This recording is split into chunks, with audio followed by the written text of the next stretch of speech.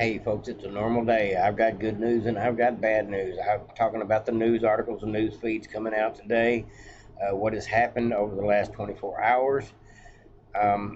First thing I want to say is I was all for censuring and fining Adam Schiff for his role in lying to the American people for 7 years about Trump. Just first off, let me just say that. I can't believe that didn't happen today. We have 20 Republicans that didn't didn't vote the right direction, and we've got a couple other Republicans that didn't vote at all. They just voted present. Basically, they didn't want to get involved. But I think I know what's going on here, and it's been going on a long time. A lot of these people are on the take. They're compromised, and then the other half of them, out of this bunch of 20 that I'll read you the names off here in a few minutes, the other half of them, if not more than half, are scared. And that's what I have to believe more than they're all on the take. I believe some of them are compromised in such a way that they have somebody's blackmailing them, there's dirt on them. They fear these three-lettered agencies coming after them personally because they see that Adam Schiff can, even if he gets spanked, even if he has to pay, even if he gets in trouble, Adam Schiff can get on the phone at any time and call one of his FBI buddies, CIA buddies, or whoever he needs to, and have anybody in the world probably hemmed up. And that's just the truth of the matter because of the position he holds.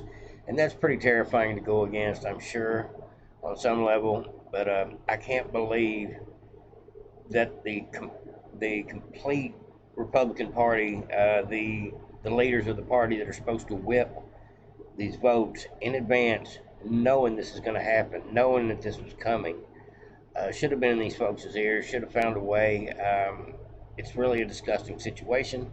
It's not all I'm going to talk about today, so stick around, folks. But I am going to read you the name of all the folks that decided that they either want to play Democrat, Rhino, whatever you want to call them, or they're on the take, or they're just plain scared. I think that's really the only possibilities for all these folks. Um, Let me go ahead and read a little bit about it. It says on Tuesday, Anna Paulina Luna announced that the House vote would, she was going to set up a House vote to censure and fine Adam Schiff. And as goes, 20 Republicans bailed out on the deal. They just said they voted the wrong way. It ended up being 225 to 196, and this is a House vote. And then 7 people total between the Republicans and the Democrats, that just 7 that didn't vote at all. They should I say voted present, which is a no vote, pretty much. Now that is a sad case. We didn't need but another 22, and we didn't get it. There's the stats right there. Now let me go ahead and read the names, and I'll jump into another article, folks. Talking about Kelly Armstrong, Lori Chavez, Juan Cisco Money, Tom Cole, Warren Davidson, Brian Fitzpatrick, Kay Granger, Garrett Graves, Thomas H. Keene, Kevin Kiley, Young Kim, Michael Lawler, Thomas Massey, of course, Tom McClintock, Marcus J. Molinaro, Jay Obernolt, Michael Simpson, Michael Turner, David Valado, and Steve Womack. If any of these are your representatives, you definitely need to get on the phone and call them and give them a piece of your mind. If these people refuse to actually put the votes in to get the authority needed in order to do what little spanking that we can do against this Democratic regime that is just basically running us over, railroading us in so many ways. These folks really need to get on board with the fact that our country is being attacked from within, and these folks are just as much part of the problem as the Democrats that are doing their damnedest. It's really a sad situation. I don't want to get into it too much. It pisses me off more than anything. But it is a fact. We can't do anything to Adam Schiff at the moment. Here's the finer points. They can't beat Trump for 2024. There's nobody that will be able to outmatch him at the booth. I believe even with the machines and even with all their shenanigans, I don't believe that they're going to be able to change about 80% of the. It's going to be about 70, 80% is what I believe Trump will get. And they'll try to whittle it down, but I don't think they're going to get below 51%. And no matter what they do, Trump has got it already in the bag, just my opinion. And so, as long as Trump can stay out of jail, God willing, with all these indictments and crap coming all the time, you got to pray for him. But God willing, Trump stay out of jail, Adam Schiff will pay. He'll be on the shit list as far as all the people that got to go. The McCabe's, the Jack Smiths, the Alvin Braggs, the Letitia Jameses, all these folks that are trying to go after Trump, they're going to have their day.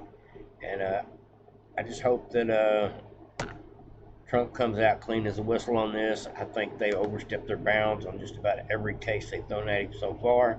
And I think this is just more smear campaign, but they're trying to give him 100 years, and that's just crazy. Now, they're even talking about possibly floating more charges for Trump, federal charges, because he had a conversation when he was at his golf club. In theory, he had a conversation at his golf club with somebody about some documents. So he's not even allowed to talk to his friends about some documents. Crazy stuff, folks. It's a witch hunt. I don't know a better term for it. Trump called it right with that one. But here is a little bit of good news behind the whole situation. Trump's campaign has raised over $7 million since the indictment news broke. Second indictment, folks. Second time his numbers went up in the polls. Second time the money started flowing in. He wasn't even asking for it. These are people that probably donated for the first time that just feel sorry for the man at this point for what he's having to go through to try to stand up for this country and the people in this country. It is really ridiculous at this point, and it just makes me like Trump that much more. The anguish he's having to go through in order to fight for us. He could throw his hands up and quit tomorrow and have less problems, but that's not what he wants. He wants to fix our country, and that's why he's the right man for the job. And I don't think anybody can take that away from him. And that's the truth.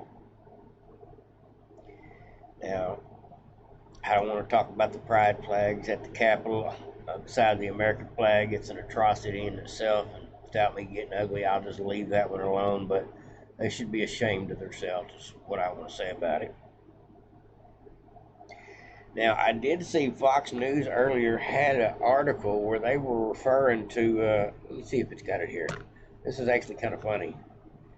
Now, Karine Jean-Pierre and Washington Post reporter tried to gang up on Fox News today because Fox News had a clip where they were comparing Trump's indictment issues with the documents to Biden's no issues with his documents. And the chyron at the bottom, folks, as you can see here, let me scroll up a little bit. It says, wannabe dictator speaks at the White House after having his political rival arrested.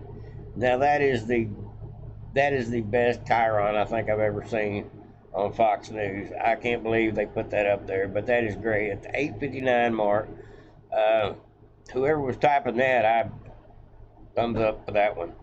But at any rate, Karine Jean-Pierre and her little cronies had a little bit to say about it. Let's get into it. This is kind of funny. Fox News ran a chyron that referred to the president as a wannabe dictator, and I'm wondering if the White House has any comment on that. So look, there are probably about 787 million things that I can say about this that was wrong about what we saw last night, but I don't think I'm going to get into it. There's no comment the White House has on I think I just commented. That's that no answer. That's too funny, folks. I like it. Give them hell. I've seen a lot of the Democrats catching backlash right now behind the fact that it's apparent not just to some of the people and the Republicans, but it's apparent to everybody. We are living in a screwed up regime situation where we've got a two-tiered justice system, and how much of the population has got to realize before somebody steps up and changes the situation. It may be 2024 before we can do anything about all these creeps and cronies that are trying to take Trump out and steal we the people's rights. Now, there was one more thing I wanted to holler at y'all about. Now, this here is, I read an article earlier about Ron DeSantis, and he may be the next Republican indicted or attempted to be jailed. Allegations are already being thrown at him. I'm talking about Gavin Newsom of California. Didn't like the fact that Ron DeSantis shipped him some illegals. And so, because California is a sanctuary state, it was one of the ones on the list that got passed around, just like several places up north that got bus loads and plane loads of these illegals at different times. And so Gavin Newsom thinks he has reason to attack Ron DeSantis on a legal level. He wants to indict him and jail him behind the fact that he kidnapped, is what Gavin Newsom is saying, these people that are just seem to be showing up. Gavin Newsom doesn't want the immigrants either. He's not going to say nothing about it happening at his border, but he sure doesn't want them imported in, especially not in his hometown. But at any rate, that just goes to show you that Trump's not the only one. They've been going after Trump. They've been going after content creators, whether it be the media sites, whether it be media shutting you down, killing a Parler, people like me just getting their channel nuked by these platforms that are obviously in control of our speech. It is really a sad situation we're in right now. We're in the fight we're in the fight of our lives for our constitutional rights. And I just want to let y'all know that I think it's all going to work itself out in the end. But sometimes you got to go through struggle and pain in order to appreciate the good things in life, is what I've always been taught. That's how I get through when I read these discouraging news articles and see what's going on every level all around us. And just want to let people like Ron DeSantis know that, and all the other candidates in the race, and all the people that are silent right now, that if you don't support Trump while he's being attacked by a weaponized government, his opponent, because you're worried about your standing, you're worried about the fact that maybe Trump gets taken out, I'll get the job. Those kind of people, not good for this country. I would not vote for anybody but Trump in this next election. And I would hope that maybe he's got a place for Vivek Ramaswamy in his cabinet, because he was willing to stand up and speak about this.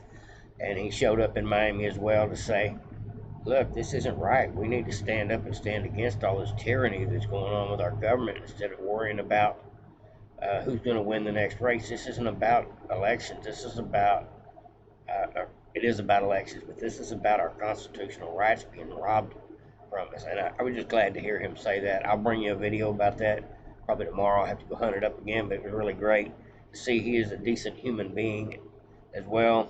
But all these other politicians and news pundits that are either lying or silent or just worried about their own position, they're not good for our country. And that's why we ended up with 20 rhinos not censuring Adam Schiff today. But don't you worry, folks. People like Adam Schiff, they will get their day in court, God willing. Like, subscribe, and share to Vote of Patriots. Everybody have a great day. Over and out.